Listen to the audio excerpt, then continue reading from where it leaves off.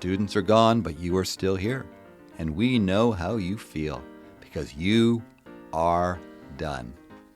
But you have so much work to do to get ready for tomorrow.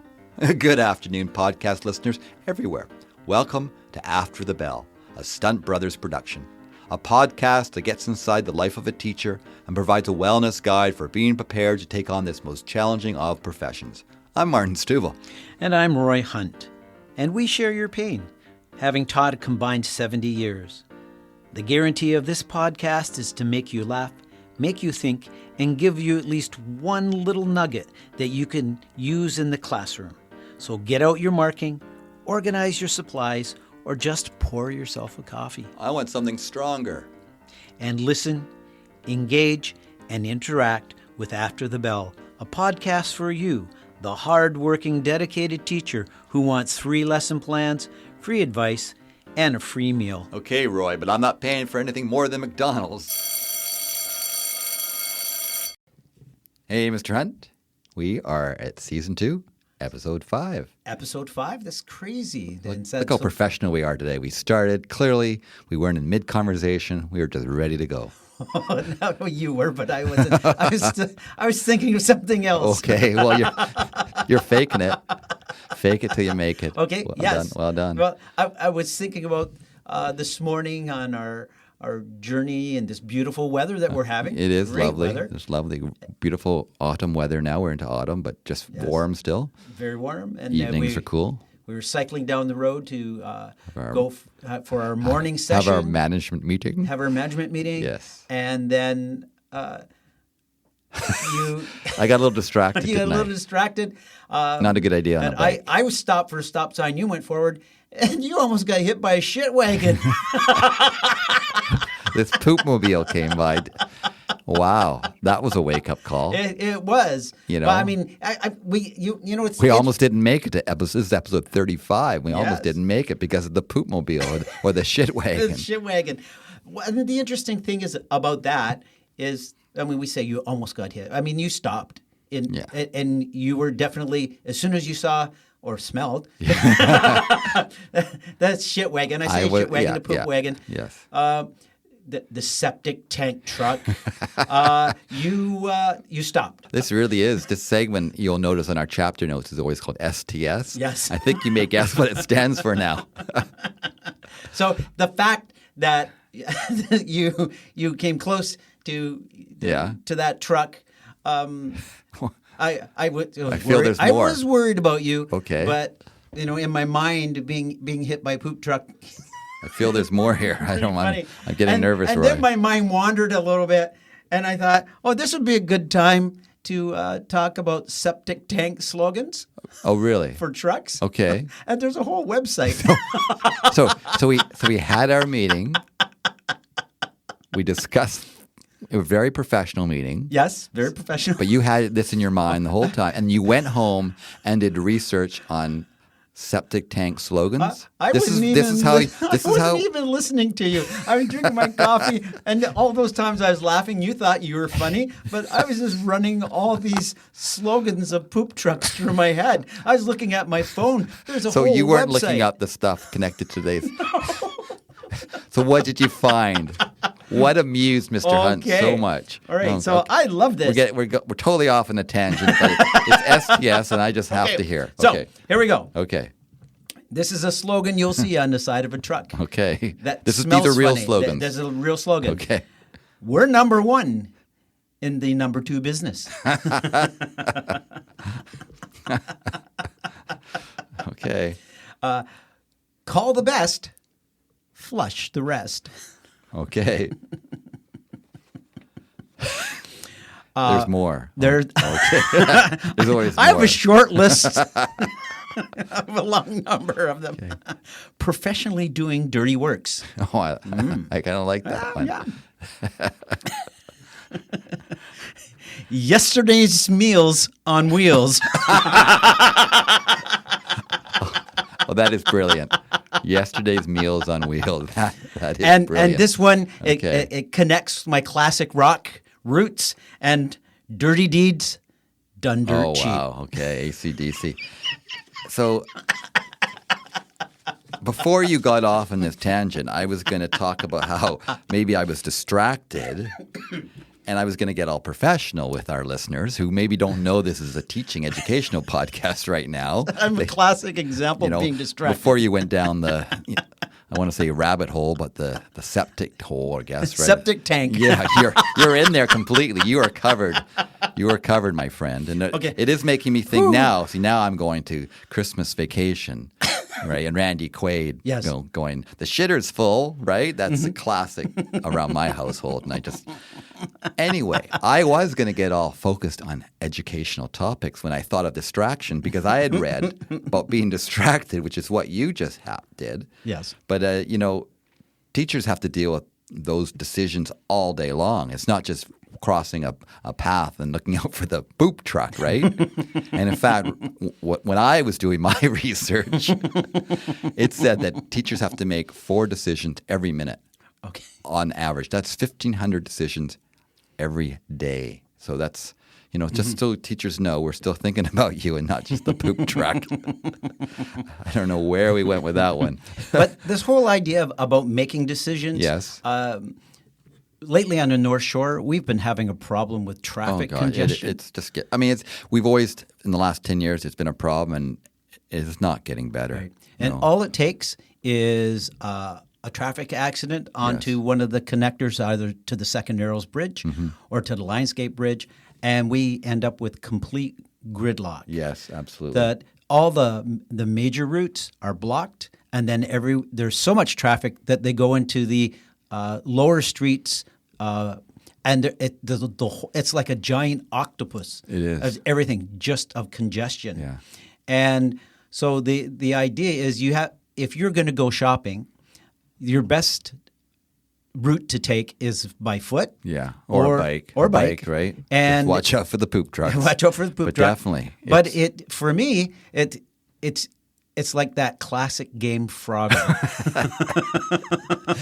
Did you ever see the Seinfeld where he's becoming George, of course. George, yep. Is becoming the champ at the store Yes. for the Frogger. But then the power goes out or he has to get it out of the store. So they actually recreate him pushing the Frogger arcade machine across the street, across the streets, avoiding cars. And it was just like a Frogger just like a game. Frogger just game. Brilliant. Yes, yeah. It was great. So that is driving in North Van sometimes. So the streets are congested, and you have to break through the traffic somehow, and it is unbelievable. Yeah, and so.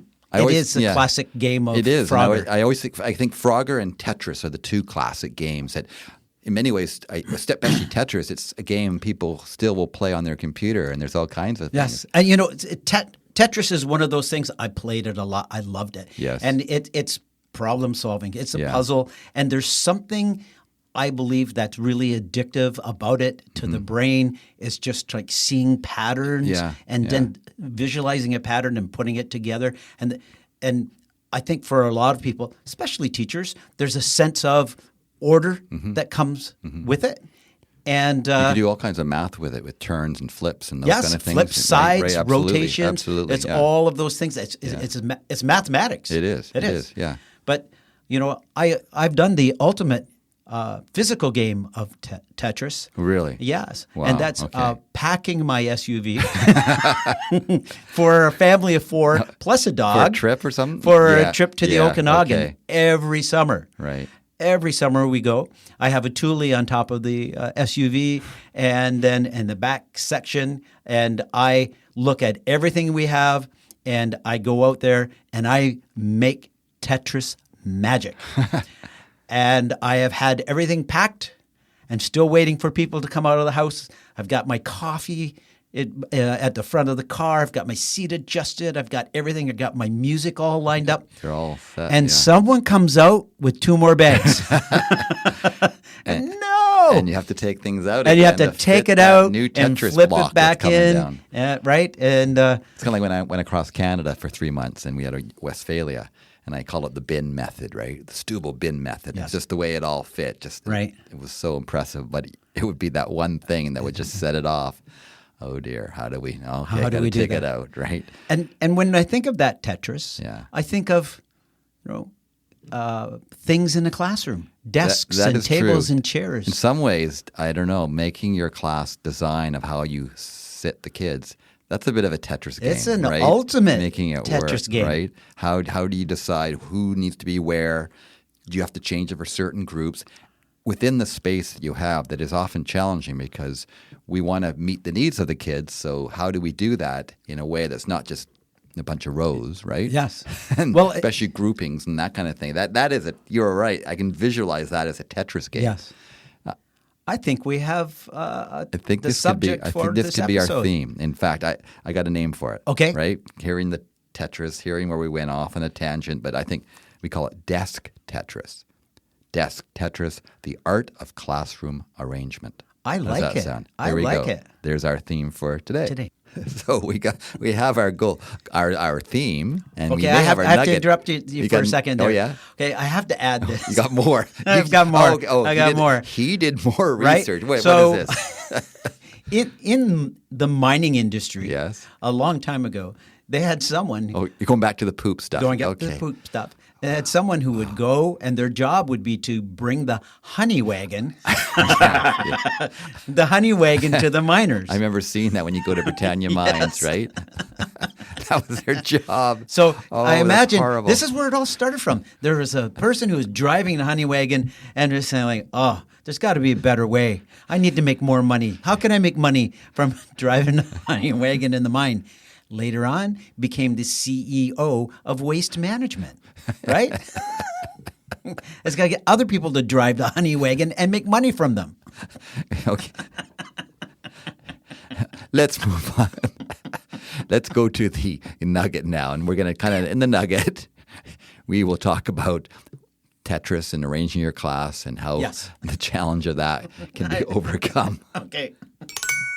Okay, there's that nugget sound. This will get us focused. Yes. Okay. Do I have your attention, Mr. Yes, Hunt? you do. Okay. That's the nugget sound. Yes, the it nugget is. that's a takeaway, something that you can use in a classroom or something you can use for personal growth, something that will help you in your teaching. Yeah, and we're talking about how the way you organize your class is important. And it's often like a Tetris game in terms of how you Yes. move kids around. And, I agree. And especially in the modern class, there's so many needs you have to meet and also different situations that arise. Like it was a lot simpler, I would think, in the 1950s when you just had your kids in a row and you handed out the worksheets, right? But that is not what teaching That's looks not like what today. it's like now. But there are moments when you do want quiet and you do want focus, but there are other moments you want that cooperative behavior, right? Yes, So that's you want the students working together collaboratively in groups. yeah, and I don't think people realize sometimes just how important the way you set up your room is to how well that class performs and how smooth things can be and how you can reduce distractions. So I'm thinking that's our nugget, is that the way we arrange our desks and tables can reduce distractions and help our students stay focused. Yeah. Okay? And let's flesh that out a bit more just to get people thinking about it and get thinking about how that might work for them. Okay, well, I'm going to go first, and Okay. I'll use some examples that I've used Okay. For my classroom. Yes. I know that initially I would have groups for the students at the first day of school. When my new students would come in, I would just let people kind of sit where they wanted to so that I could see the interactions with students. And then from there, I would make small... It's a bit like being an anthropologist. That first day, you got The cultural right, you're just letting, anthropologist. you're standing And back and watching. Yeah, These two don't work together very well at all. this is a Yes. helpful person here. Yes, Yeah. exactly. Yeah. And so as I got to know my class more, then the arrangement of my classroom changed. I always like my students to work together. So for those first, I'm going to say for the first 2 to 3 months, I have made weekly changes to the classroom organization. Yeah. So because I wanted everyone to learn how to work with each other. Yeah. But if you put everyone in rows with spaces in between, and I know someone in the district who actually put tape on the floor and would line up all the desks to the front part of the desk, and so that at the end of the day, the desk just went right back in that little taped The in OCD part of me kind of likes that right now. Maybe I'll do that at home. 90-degree angle. And Yeah. but I couldn't do that. There's No. two reasons. Our classrooms, because of the nature of our students, they have different learning styles. They want to move around the room. Mm-hmm. Some students want to stand up. Some students want to lay down. Some students want to sleep. But how do you accommodate that? Yeah, And so then what I did in my classroom management, I started with groups, maybe just pairs. Okay. And then from the pairs, I would put groups of 4 together. Mm-hmm. And then as the number of desks could go together, you increase the get amount more- of floor yeah. space. The ultimate would be one giant group, and you'd have so much floor space, but Yes. it might not work. Yes, Yeah. no, because I've done like classroom parties Yes. where we've had taken all the desks and just made 2 groups, and I'm amazed at all the space and all the things you could do, but it doesn't really work for- work very well. Your social lesson. Yes. So I would have groups. So I struggled with what would be and every year is different, but struggle with what's the optimal number of students in a group. And some groups 4 was perfect, 6 was okay. I think over 6, Yeah. while you increase the floor space, the there's a lot dynamics. more that can go There was wrong. too much going. More going, variables, right? In the opposite direction. Yeah. But what I would have in my classroom, I had a stack of yoga mats. Okay. And so we would do our maybe our math lesson Yeah. and say, okay, this is today's work, and you can go work with someone. You could grab a mat, and 2 people could go down on the floor. Yeah. And so when you would come in the classroom, you would see all of these spaces.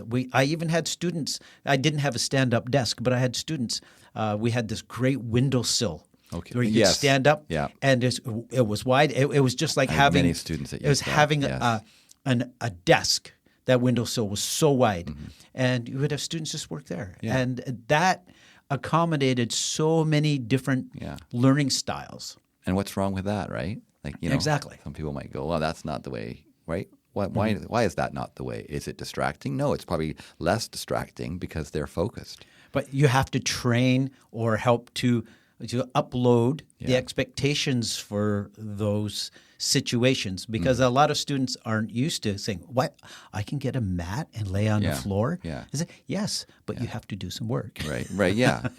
It's not just a guaranteed thing that will happen. So, what are some things that you did? Well, I always had like a living room area in my class. It was just kind of like your yoga mat area, right? Yes.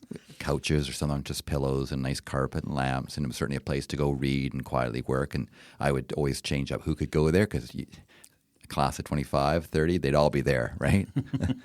But for me, the game changer, and I discovered this in my last 5 years of teaching, and I wish I discovered it earlier, was tables. Oh. And nice tables, not just random tables that don't really fit together. So, you take the tables that were trapezoid tables, Okay. and put them together, and you get yourself a hexagon. Yes. And you can have up to 6 working around that, all the same level, all the same size, right? Not like sometimes when you put desks together. The number of times I had to adjust the Yeah, legs on a right. desk Yeah. because they started to wobble. Yeah. And it's crazy. I love that. Yeah. That's a great idea. And it made it really easy to change groups, Yeah. right? Because they were necessarily assigned their supplies were kept in another bin, and they would have communal supplies, right? Pencils, erasers, it would all be there. Okay. And they would share them. And to me, I was actually surprised. We'll do another episode on supplies, but when they had to share them, they actually treated the supplies better, which went against my first thinking of how it would go, right? Yes. And we'll go into one day kids and supplies and what they do with them. Yes. But it was just because you could switch it up, and they didn't have to say, this was my desk, right? And keeping it clean. They had their bins in another place in the classroom for that. And this was just a place for them to work. And it just made it easy to shift things up. And maybe the Tetris game worked a little easier, right? Because I could just shift them around. Today, this is the new group. This is your group for science. This is your group for socials. Go and move, right? And it just kept it neat and tidy. So, I like that. to me, that was a game changer. Okay. And I wish I'd discovered that earlier. Having all these desks that were broken with holes in the middle. It's also the condition of the desk sometimes. Yes. And wobbly, and it's Yeah. I hear you. yeah. So that was good. So That I think we should, because we're talking about how the way we arrange our desks and tables can reduce distractions and they help our students stay focused. We should really just dive in a little deeper into why desk arrangement matters. Yes. Right? I think that's a good idea. And it does. You know, there's things you ask yourself: are students facing each other when they shouldn't be? Is there a clear view of the board or your instruction space? Are there tempting dead zones where kids feel invisible? Right? It's learning to become aware of all that. Right. And these small layout issues, they really can add up quickly. And to me, to be aware of them is kind of maybe the focus we'll get into our homework board, right? But I think you need to be aware of them to make that class work in a way that doesn't feel like a Tetris game each time. So, I mean, why I'm talking about why desk arrangements matters, because desk arrangement, it's more than just putting furniture in a room. It really sets the tone for your classroom culture. To me, it communicates, this is how we work together, right? Yes. Yeah. It does. But in the idea of organizing your desks and everything, there are common distraction traps that occur in desk there arrangements. definitely are, right? And that's why it matters. But there's things to be conscious of as you're trying to play this Tetris game. Someone made an analogy that I really liked. Okay. So when you're driving a car, you turn off the music and you just listen. Yeah. And then those are the things that when you're listening, you can hear that little cha-cha-cha in the car. And then so you can focus on what's not sounding right. Yeah. I also, if I'm looking for a street or I always turn down the radio, turn it off. Right. And I've had people say, why? To me, it's just because I'm getting distracted by the music. I want to focus on where I'm going and try to find that address. So I definitely can relate. So what are some of these? In a common distraction trap, in desk arrangements, the one is the unintentional group chat. Okay, right? So one that it's a chat that wasn't meant. It's a group of students that is wonderful for collaboration, but it can also make chatting easier. Okay. So is there a way to find balance with that? Because if it's too much of the latter, right, then that desk group is not working well. No, it's not. Yeah. Okay. Have you ever experienced, when you talk about this, I think of the wallflowers, right? Okay. Kids who sit too far from the action near the back corner, and they're kids that they do that on purpose, right? They're far away and they know they might not be noticed over there. They can kind of fade into the background and not be called upon or even to work with other students. So one solution really is to rotate seating constantly. Don't let the wallflowers be the same students all the time, right? Make sure every week, every 2 weeks, whenever, you switch things up. So sometimes they're at the front of the class. And even, there are some students and you think, well, they're great at the back. They're always good. They don't cause me a problem. So I want the kids that cause me a problem be closer to the front. But no, but they deserve to be at the front and the center. There are some students you want at the back. Though. Yeah, no, I know for sure. You've been at the front for a week. Yeah. It's time for you to be at the back. Okay, we've had enough of this now, right? Okay. Go be a wallflower. Yes. Well, so there's the distraction zone, right? That's a student that's seated near a window or shelf supplies, a trash can, something they have wandering eyes, and they just pay attention to all the foot traffic going along in the classroom and not looking at what they're supposed to be doing and distracted from what they're supposed to do. So the solution is that? A solution would be, to move them away from the high traffic zones, put them in an area where there's a low student distraction, use furniture to gently block access or visual access. It could be there are times when I've used cardboard file folders. Actually, nice. I've got them from they were from old voting booths, and said, "Okay, I know them. This is something I need you to focus on." So I give you the option to be into the cone of silence. And that's the thing. Make a game out of it. If you make a game out of anything, put some humor into it, kids love it, right? It's not like a punishment or anything, right? And I would use the cone of silence too. And the students would, and oftentimes they would ask. Yeah. Some of them would just say, "Could I have the cone of silence?" And yes, an Maxwell just smart. give them an opportunity just to be not to be distracted, and that's what we want ultimately for our students to be advocates for their learning. Their learning So if someone's going to styles and say, needs. "Could I Yeah. go on the floor or could I go out in the hall?" Oftentimes, a Yeah. student would ask to do that, and I would accommodate them as long as they were doing what the task was that was set out. Yeah, to me, it's such a vital component of SEL in terms of kids advocating for themselves Yes. and learning that, right? Not whining and complaining and getting in trouble, but learning to have the confidence to say, you know what, I need this quiet Yes. space. I need this. And so in talking about some common distraction traps and desk arrangements, that you probably can picture this one, and I've come up with the term, the I can't see seat, right? There's that one seat, right? I can't see, right? And they constantly are standing up or moving around, And sometimes kids won't tell you, though. Yes. Right? And so we'll flesh this out maybe a bit more on the homework board, but sometimes kids are in a seat and they can't see and they don't tell you at all. Well, and the thing is, I'm left-handed, and so when I'm up at the board, if I'm writing something down, obviously when I'm writing, I'm moving in a way in front of right, it. Of course. And of course. I get a number of students say, I can't see. And you, of course you can't, because you can't see through me. So it's important because they can't see through you, yes. that you kind of look at the seats and you figure out how do they all have a clear line of sight to where you're writing. Yes. So our nugget was how the way we arrange our desks and tables can reduce distractions and help our students stay focused. So those are all things to consider. Think about your classroom, and then we're going to move on to the homework board and maybe have a little activity to help you with this organization. Yes. This feels like this is a professional development episode now. We started off loopy. Not really in the professional development realm. No.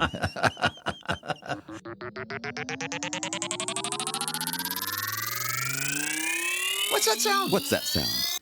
Okay, so now on to the homework, and I'm looking up, Mr. Hunt. I always look up. I'm always in hope that we're going to go on a field trip.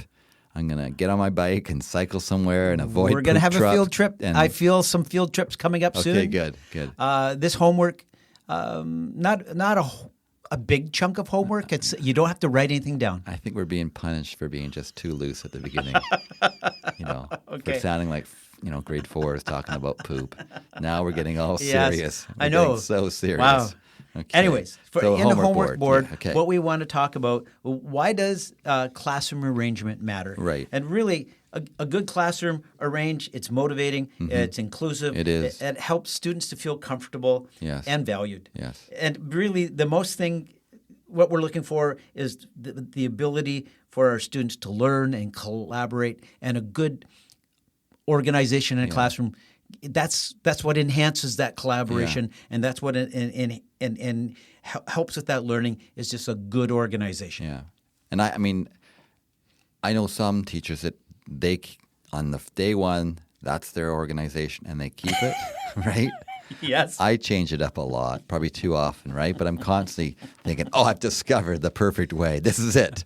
This is it. And then every time I do that, it'll be on a Friday probably. I'll walk out so happy. This is it. And then next week kind of goes on and, maybe that's not the one. And I've done classroom arrangements where I go, oh, this is the sweet spot. I finally have it.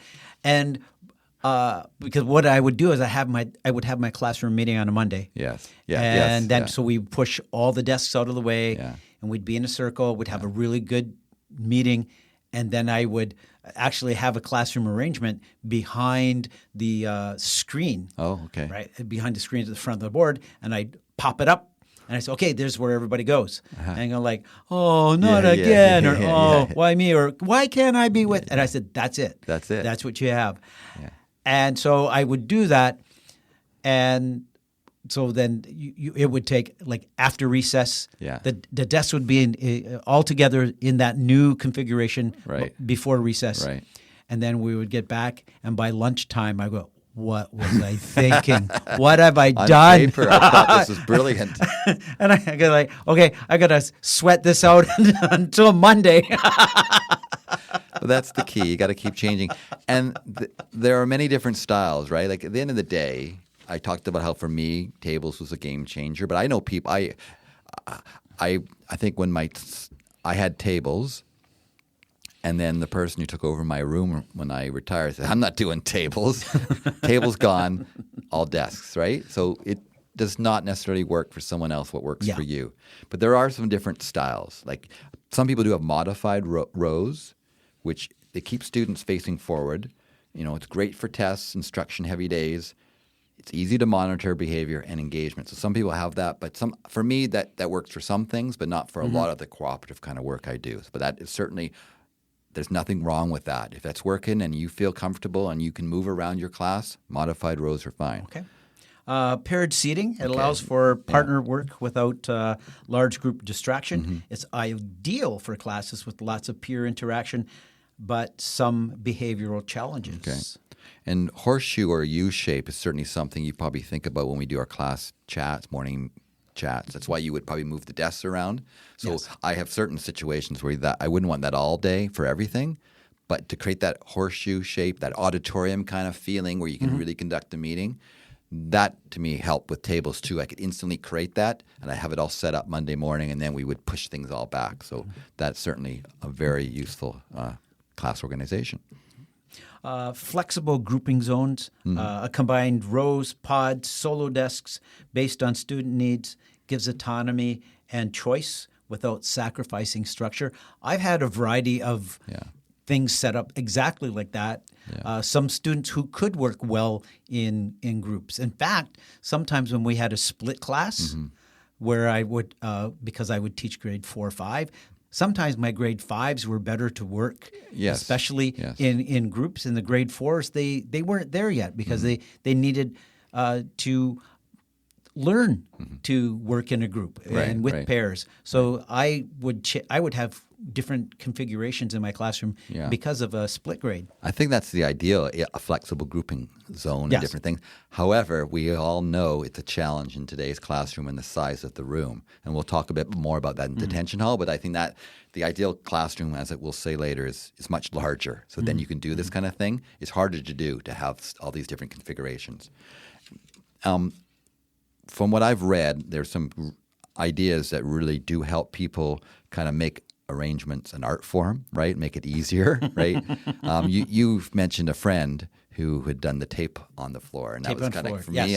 Part of me likes that. Part of me goes, oh, it's a bit much. But that putting some painter's tape down, if that helps you, because those desks do start to shift. There's some seismic action going on sometimes. So if it's a way to keep the groups in exactly the way you want, because when they start to shift, then passageways start to narrow, doorways start to have it starts to inhibit your ability to go through doorways, kind of things, right? So that is definitely, if that's a solution for you, for sure. So we could also look at focus seating, a few single desks for students who need fewer distractions.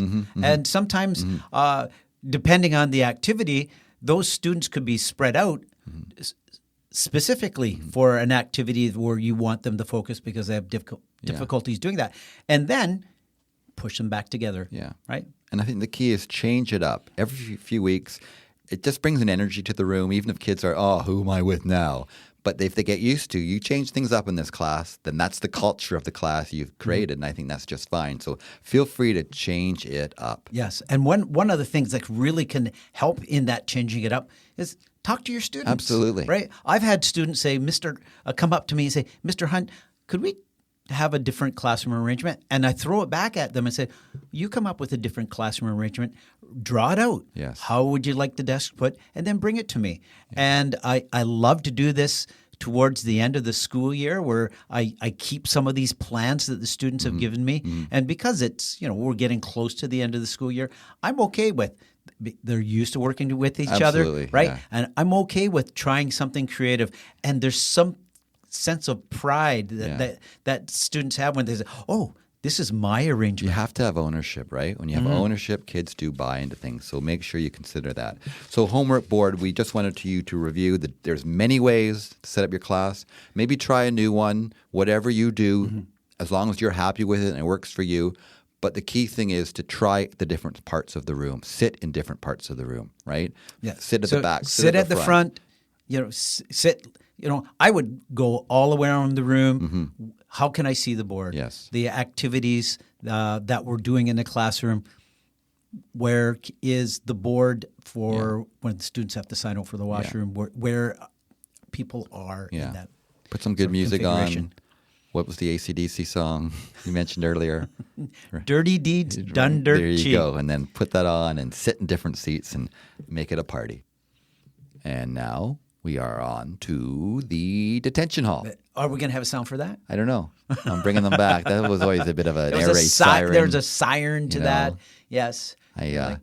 Well, I'll put the rewind sound back in. When we get to rewind, I kind of like that. The rewind was for rearview mirror. Yeah, rearview mirror. I like that. Yeah. Okay. So detention hall. How about the homework board? Okay, homework board. I believe. I think it flows without it. We're fine. Homework board is you screaming. Oh, actually, no. Homework board. That's the one. What's that sound? What's that sound? Yeah. What's that sound? What's the sound? So maybe it's back in. Maybe by the time we're talking about this, you're going, well, I just heard it. He put it back in because I do, post-production work on that. That one I actually like. That one. Okay, that one's definitely back in. All right. Okay, but we're in the detention hall. Detention hall, which is my. I like this segment sometimes. I don't know why. It's the You're such a good boy. I guess you like to point out all the bad. Yeah, I guess so.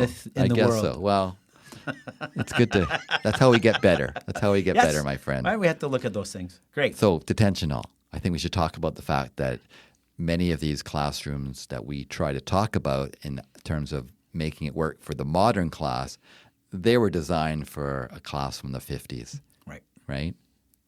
Yeah. So in the older schools, there's actually a lot more space. Yes. As they were built for classrooms of, 40? Yeah, it's like my old Longsdale was built in 1911. So beautiful tall ceilings, huge space, a cloakroom.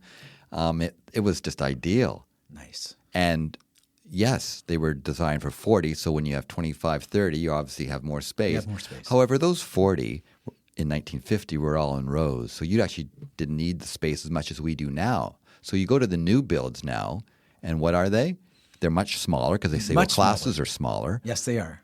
Yet those classes and those kids aren't sitting in rows. They're not sitting in rows. And in fact, one of the things that we've learned over the years that there are a number of students who do not work well in rows. So there's students who need to stand up and students who need to move around the room. Yeah. And in a smaller room, in a smaller configuration, it's got to be frustrating for a lot of our students. Yeah, it really has to be. And, when builds happen, they often do not consult teachers or even talk to them. And they may have a couple committees.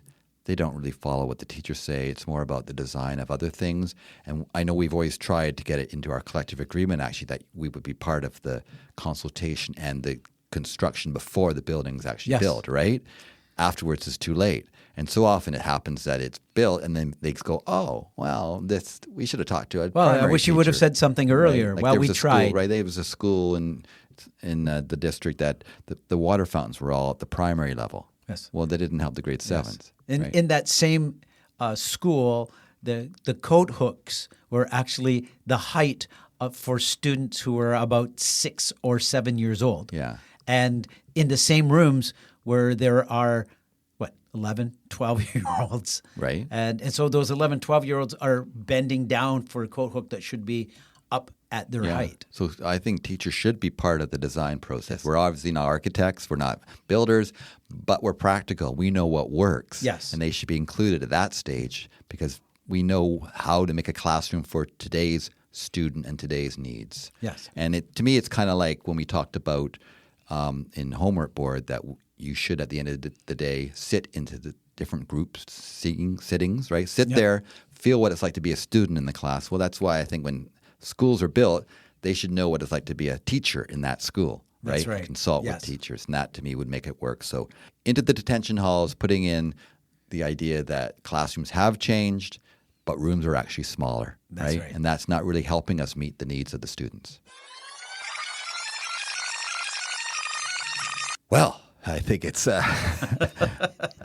rear view mirror time. Yes. That sound that I've put in says rear view mirror, where we look into the past, because you have to look into your rearview mirror before you go forward sometimes. That's right. It helps out. Sometimes you can see what works and let's keep doing that. Sometimes you go, I don't know. We shouldn't do that anymore. And you're like, right? wow, I'm glad that's behind me. So there's a few things like that, right? Yes. But rear view mirror brings us, to me, all the way back to even the ancient Greeks and their idea of what would be a class organization. In my mind, I just imagine Socrates sitting out there in Athens, right? Having the few students who were privileged to sit around him, and he would do the Socratic method, right? Ask questions, and it sounds ideal, doesn't it? It does. Out in the Mediterranean sun. Well, I would love that. That's an example of looking back, going, I think that sounds pretty good. You have your class walk around you and listen, hang on every word you said. And there's a tree. What do you think's going on with that tree over there? Right. And now it's, I don't know. But at the end of the day, that's just the inquiry method we have now. It's the Socratic method, right? Yes. So we've just gone full circle, gone back, and I think there's a lot of value to that. So that's kind of the ancient world, and I guess you got during our medieval times, a lot of people obviously did not get any education. Those that did, often it was through the monasteries, right? Coming to the monasteries and sitting around where mostly they would just be, scribes would be copying the Bible and works of God and that kind of thing. So that was their organization. It's not really to the 19th and 20th century we think of public education a little bit in what we have today, and in some ways too much of what we have today. Has not changed. So what do you find there? So in the 19th and 20th century, we have rows and attached desks. Okay. And one of them was actually the Huxley bench, which was developed in the late 19th century. The Huxley bench was a movable, multi-student desk that allowed for more flexibility than fixed individual desks. This helped facilitate both lecture style and collaborative learning in some settings. I would love to see a picture of that. I would. And I don't know how a Huxley bench would work right now in the classroom. But there you go. Then we developed the attached desk chair. Okay. Is in the 1800s, education reforms increased student enrollment, and so because we had more and more students, right. That sounds somehow familiar. That dictates things so often, right? It was leading to a more efficient seating. Yeah, it was how do we cram these kids in the class and make this work? Not really what should work or what's best for that student, and that's kind of where we are in 2025. Sounds a little similar. So the desks were often made of wood and cast iron and featured a seat. Okay, that's nice. The seat was attached behind it. This maximized space created an orderly appearance, but limited movement. Yeah. Yes. Well, why would they be moving? They got their worksheets. Actually, they probably didn't even get worksheets then. It was the teacher would write today's lesson on the blackboard, and it really was black, right? Recite what I wrote, or write on your chalk tablet in front of you. That was your education. Yes. And if you then things got a little crazy in the classroom because the next seating is influenced by the factory model. Okay. The row layout was influenced by industrial factories. The classroom was designed to prepare students for the workforce. I guess some kids would say they felt like an assembly line, right? The desks were isolated, and there was a clear hierarchy. Yeah, I think so often we've kind of dictated our education system to what we think will meet the needs of some factory or some economic future that others have dictated, which isn't necessarily the best for higher learning and creating that creative mind that we all strive for or should strive for in our education system. Well, here's something that a blast from my past. Okay. Inkwell and storage. Okay, yeah. Yes, I was sitting in a desk back, way back. Roy Jr. sat in a desk that had a hole in the front of it, and I had no idea why. So it was that old, desk? They had those old desks, and it was for ink storage. Thank goodness I never had to use an ink pen or... No, but the funny thing is I always thought it was just a story about how, if girls had long hair, pigtails, and they were sitting with a boy behind them, the boy would often dip it into the inkwell, right? My dad said that happened. I mean, it was only the first 2 grades where I think it was mixed, boys and girls, in Germany in the early 30s. Mm-hmm. After that, boys went to one direction and girls went to a different school, right? But he describes that process as that was a genuine thing that nasty little boys would get up to. Well, these desks had a hole for an inkwell and a cubby or a lift top for storing their books and supplies I've seen that in. in some classic movies and stuff, right? Yes. I like that idea, the lifting, right? Yes, I like that because as a teacher, you could just lift the lid and say, wow, this looks horrible. Yeah. Because in a modern day desk, you have to bend down, look inside, and you have to start pulling out God knows what. whatever's in there. And the black hole of school supplies in there. And I don't know if they still have the primary desk. They had them for years where the chair was actually attached to the desk, right? That was something until very recently you would still see. I believe they were inside the chairs. That's why they got rid of them, was asbestos, right? Which if it would ever break open, that was obviously a no-no. So that led to their demise. There you go. So that's Rearview Mirror. That's our episode. I think it's time and a place to wrap it up. And we're going back on the bike. Going back on the bike. Watch out for the septic tank trucks. I will. Thanks, listeners. Thanks for listening. Watch yourself. Don't get distracted. And we'll see you next time on After the Bell. Okay. This podcast is organic, taking shape with each episode. Building resiliency for teachers everywhere. That sounds great. And our website is stuntbrothers.ca. That's stuntbrothers.ca. We will chat again. After the bell.